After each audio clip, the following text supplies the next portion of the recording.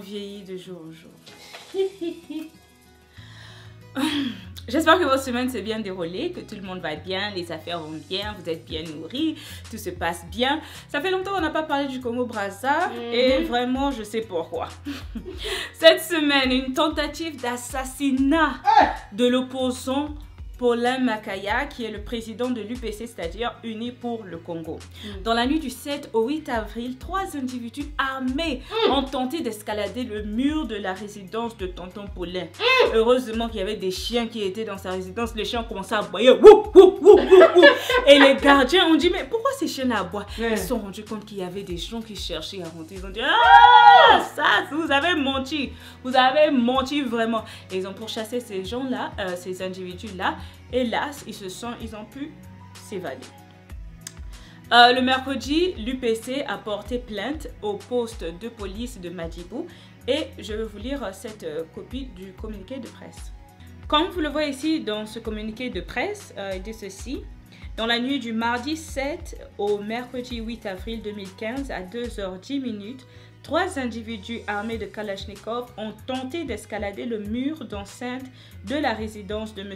Paulin Makaya à Madjibou. Alertés par les aboiements du chien, des militants du parti chargés de la garde de M. Paulin Makaya ont cherché à savoir ce qui se passait.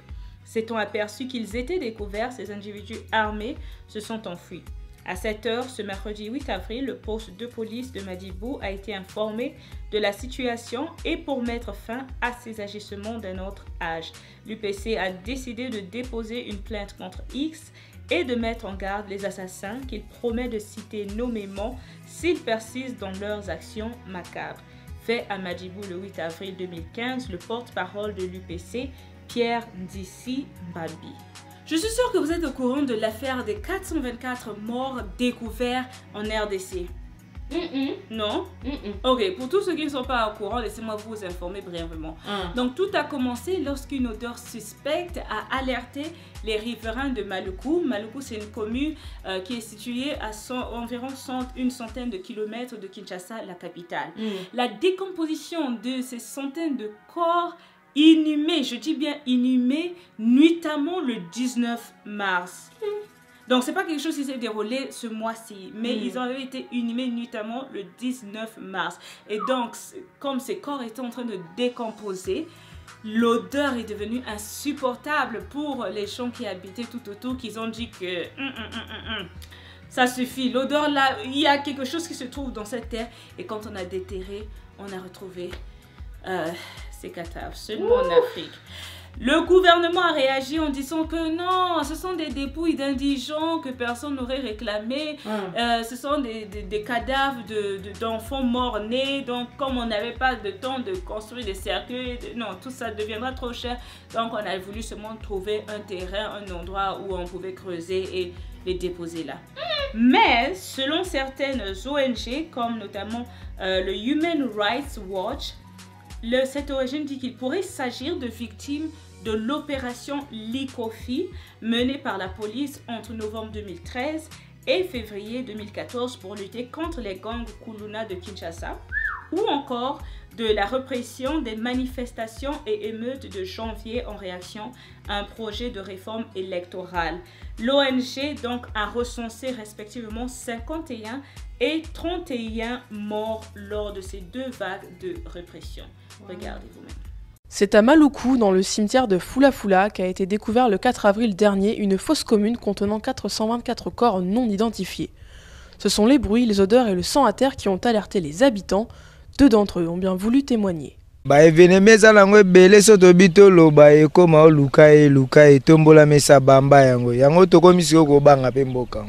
Événement ngana oyebaka ya mabe ezaka ndenge baya okundela biso bato so mipiku ya bato na ba 3h du matin wa tika boy camion kutu ezongi na solo tokimi kutu balabala batimoli libulu moko ya bunene basopi bato loka babikedi seke ma appelé to remarka kyango na tongo danke ezozonga banzinzi ezolandango bamayi ezokweya bamaya na solo tomoni mpe 2 moto bapolisier na nsima.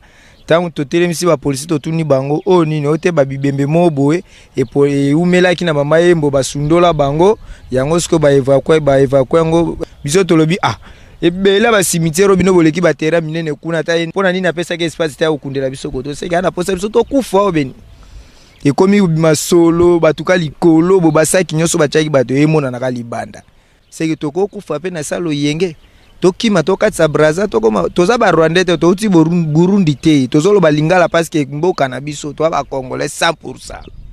Donc to ana droit ko déclarer so to moni mabezali cimetière justement eza na sima na biso wana na zamba o bozomona wana eza sima na biso wana eza cimetière. Vraiment merci, là c'est une occasion quoi boyeli biso awa po makambo elekaki biso na toko sepela nango te na 3h événement to mona ki ben moko hôtel de ville bayaki deux ben bayaki na batu bakufa bakoti ba 3 4 na kati ya nini tireti moko bayaki okunda bango mais Dieu bon libulu ezalaki mokie ne permetaki bakoma tuba 6h babakisa ko chumbola libulu baya bakundu bongo donc solo elekaki ya masekite.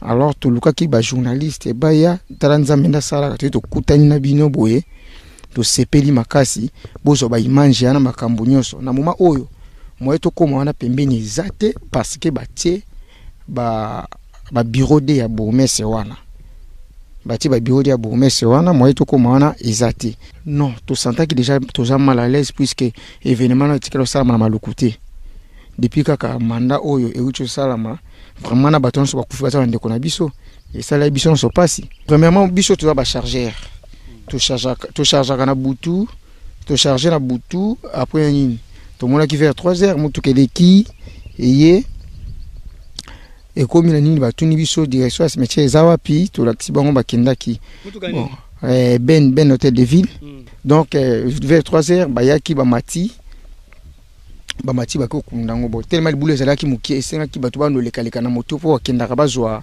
bakoli koto likolo bakita nango yango wana bayaki bamona ki même événement sur place et puis tango boule betaki tango boule betaki miko bimaki libanda quoi puisque miko bimaki libanda bayaki po pas effacer ba indice mais simbe karaté après 3 jours to mona ki bamitu ka oni comme oya bato bazoya pona ba quête après 5 jours nde to moni ba sécurité bakomola la kuna ya bourgmestre ba bureau de na biso en général to yebi que non oza musala na bino bo sala tout makambo o yebi ma live puisque biso toza na posa transparent vraiment et le corona ndenge toza c'est que dans 50 mètres na biso bazawa na bureau de bazawa so ba moni biso c'est des danger te bato moni ke bayaki bato ba Niger na 3/4 na bango ni na ba colonel na biso na ba général na ba major bazalaki na kati ezalaki 3/4 balekaki wana baye ba vérifier et puis bazongi bake commune après 10 moko boye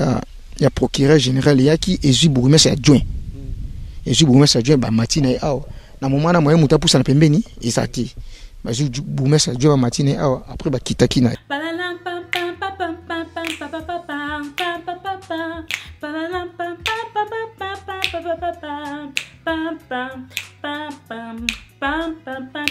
Ah, laissez-moi chanter.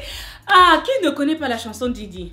Non, sérieusement, si vous ne connaissez pas cette chanson, honte à vous, parce que cette chanson a fait rage dans le monde entier et je me rappelle au Congo, de bons souvenirs. Mais l'ennemi de l'Africain, c'est l'Africain.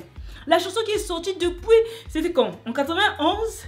C'est seulement maintenant que les gens disent que non, le chanteur Khaled, quand il avait fait sortir cette chanson-là ne lui appartenait pas. Attendez, on est en quelle année?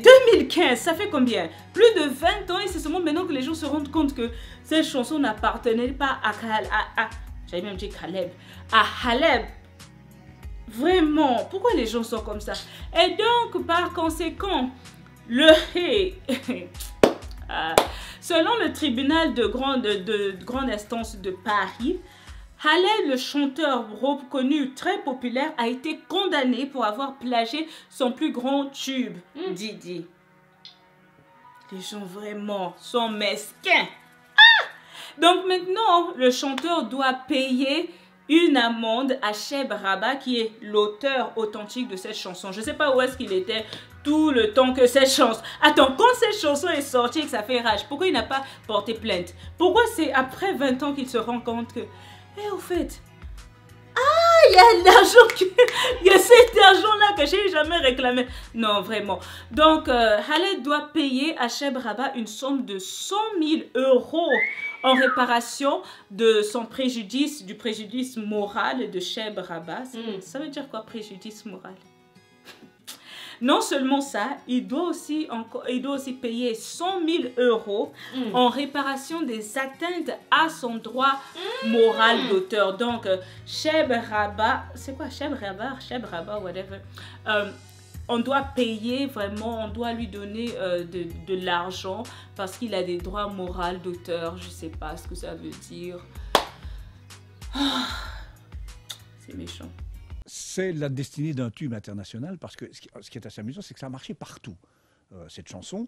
Et donc, ça a été utilisé dans les films, dans des publicités. Et donc, tous les droits dérivés de cette chanson et les droits d'utilisation de cette chanson sont revenus, bien évidemment, à Khaled. Or, aujourd'hui, la polémique vient du fait que cette chanson serait apparemment un plagiat. Et je dis bien apparemment parce que quand on écoute les deux versions, c'est pas évident. Il faut vraiment être un vrai spécialiste du rail, si je puis dire, pour essayer de voir quelles sont les similitudes. Parce que je rappelle que la notion de plagiat en musique, ça répond à des critères bien particuliers, un certain nombre de notes, de mesures, etc. Or, le rail, je veux dire, il faut vraiment être un spécialiste pour saisir toutes les nuances. Et le fait que Khaled va faire appel de cette décision montre bien que les choses ne sont pas aussi évidentes que cela. Le Kenya soupçonne 85 personnes et ONG de lien avec les Chebabs somaliens selon le journal officiel. Pourquoi? Parce que ces compagnies-là, ces principales compagnies, ont transféré de l'argent vers la Somalie quelque temps avant l'attaque de l'université Garissa. Et parmi les noms de ces entités et ces personnes figure le nom de Mohamed Mohamoud qui, en ce moment-ci, vous savez que c'est le cerveau présumé de cette attaque. Hey, du nouveau dans le quartier. Après 15 ans d'efforts, Abidjan a été autorisé, enfin, finalement, Abidjan a été autorisé d'effectuer des vols directs vers les États-Unis. Hey! Congo-Brazza. Non. Voyez un peu, par exemple aujourd'hui si quelqu'un veut aller aux États-Unis à partir de Brazzaville, c'est soit, je pense en général c'est soit Brazza, Éthiopie, Éthiopie, États-Unis ou encore Brazza, France, France, États-Unis. C'est trop long. Nos amis et nos frères même ivoiriens ont coupé court d'Abidjan, États-Unis. Ah, ça va. Congo, où es-tu? Congo, où es-tu? Mes félicitations à tout. Vraiment, Abidjan a fait du bon boulot, vraiment après 15 ans d'efforts. Donc, c'est du bon boulot. Félicitations. Selon les informations, les premiers vols directs seront effectués par les compagnies aériennes comme South African Airways de l'Afrique du Sud et Delta Airlines des États-Unis. Vraiment, je les envie. Présentement, en Afrique de l'Ouest, seuls 3 pays disposent de cette possibilité d'avoir des vols directs aux États-Unis. Le Sénégal, donc l'aéroport international du Sénégal, l'aéroport international d'Accra au Ghana et aussi l'aéroport international de Lagos au Nigeria. Ah! Oh, Congo!